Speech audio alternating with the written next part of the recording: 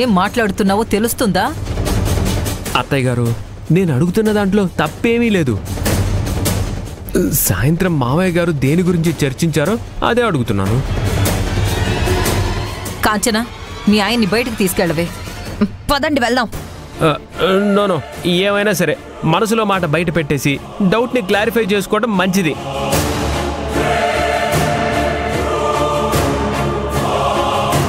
అలా అయితేనే ఆరోగ్యం బాగుంటుంది, లేదంటే అనారోగ్యం పాలైపోతాం. ఇది మద్యపానం ధూమపానం కన్నా ఇంకా ఎక్కువ ప్రమాదం.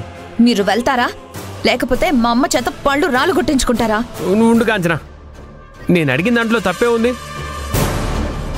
అనవసరమైన విషయాలు మాట్లాడకండి. ఇది చాలా ఇంపార్టెంట్ విషయం. కాసేపు నువ్వు ఊరుకో. అత్తయ్య గారు, నన్ను తప్పుగా అనుకోకండి. ఇందాక మావయ్య గారు ఏమన్నారు?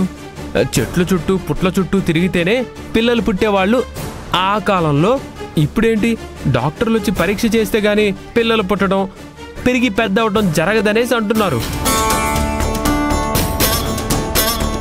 అందుకే మీ కాలంలో ఎలా పిల్లలు పుట్టారని ఉత్సాహంతో అడిగానే తప్ప మిమ్మల్ని అనుమానించాలన్న ఆలోచన కానీ బుద్ధి కానీ ఏ కోశానా లేదు. ఆయన మాట వరుసగా అన్నారు, నీకు మెంటల్ వచ్చి మాట్లాడుతున్నావు. మెంటలోడన్నా పర్వాలేదు అత్తయ్య గారు, కానీ కాపురం చేయకపోయినా చెట్టు చుట్టూ పుట్ట చుట్టూ తిరిగి కన్నామన్నారు కదా. ఇంతకీ మీరు ఏ చెట్టు చుట్టూ తిరిగారో ఏ పుట్ట చుట్టూ తిరిగారో చెప్తే మేము కూడా అక్కడికి వెళ్ళి పూజ చేస్తాం. మా పెళ్ళై 6 ఏళ్ళు అయింది, ఇంకా పిల్లలు పుట్టలేదు కదా, అందుకే అడుగుతున్నాను.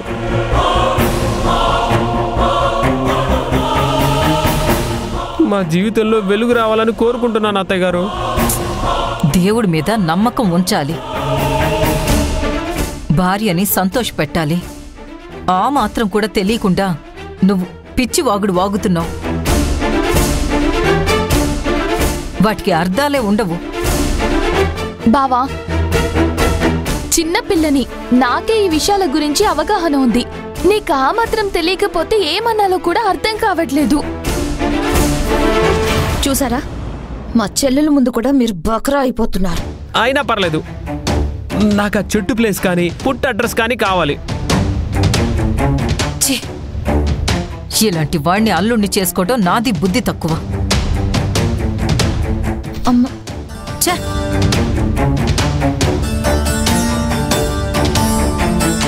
మీరు ఏం ఆలోచించాలో అది వదిలేసి ఇలా అందరూ అసహించుకునేలా మాట్లాడతారు ఎందుకో? ఇప్పుడు అర్జెంటుగా ఆలోచించాల్సింది ఏముంది కాంచనా? ఉంది. మా నాన్న ఎందుకు అలా అన్నాడో దాని గురించి ఆలోచించాలి. ఇందాకటి నుంచి అదే చెప్తున్నాను కదా నేను. మావయ్య అన్నదాన్ని బట్టి అడ్రస్ ఏదో కనుక్కుందామని.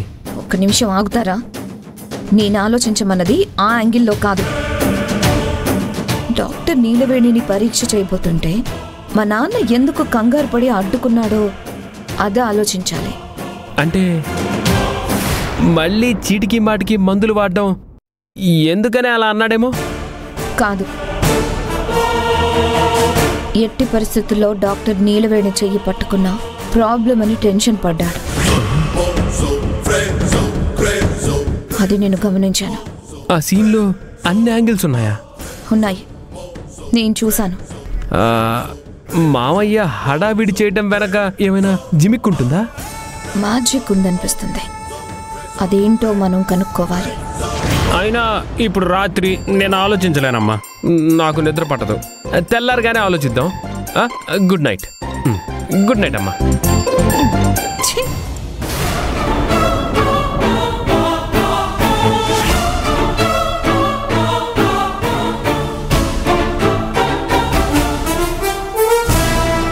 ఎస్,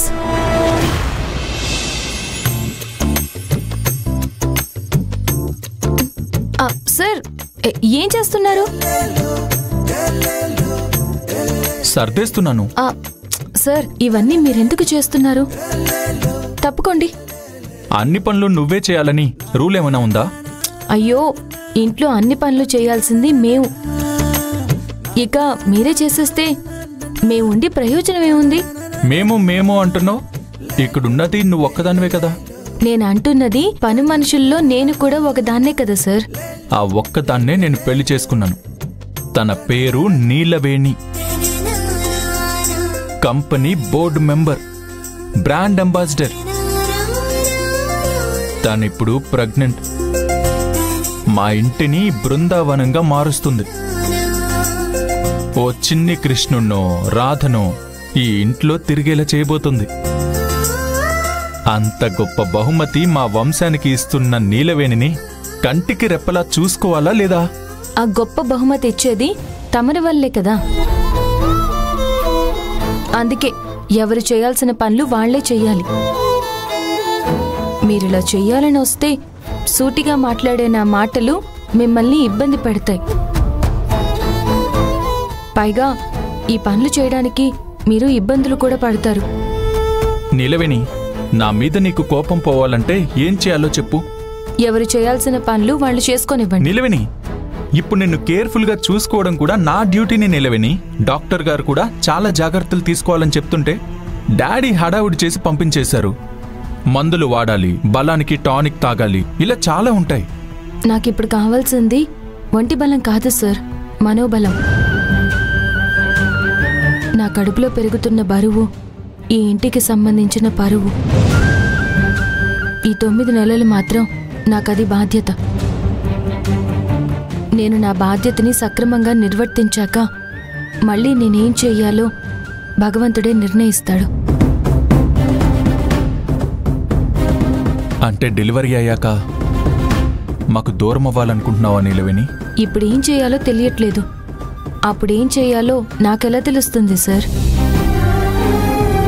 నా జీవితంలో అన్నీ ఊహించనివే జరుగుతున్నాయి. వాటిని తట్టుకొని నిలబడ్డమే కష్టంగా ఉంది. వచ్చే ఏడాది ఏం జరుగుతుందో ఊహించలేను. అన్నీ మీరనుకున్నట్టే అవుతున్నాయి. ఆ విషయంలో మీరు సంతోషంగానే ఉండొచ్చు.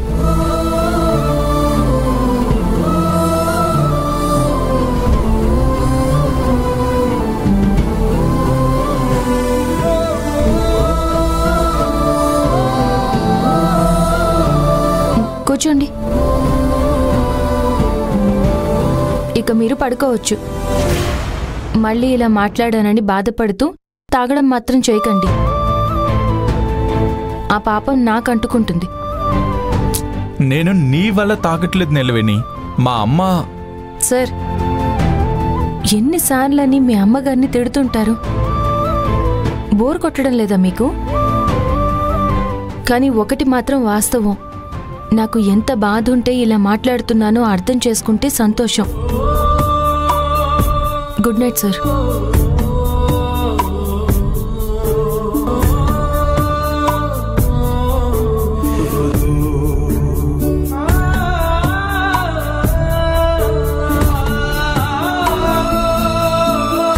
Good night sir.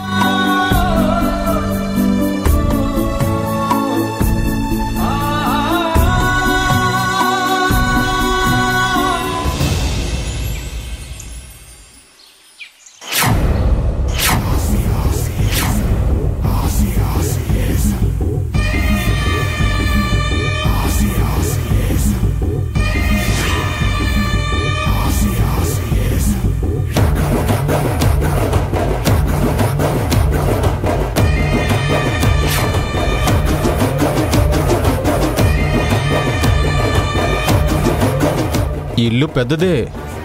నేను ఎన్నాళ్ళు కష్టపడితే ఇలాంటి ఇల్లు కొనుక్కోగలుగుతాను?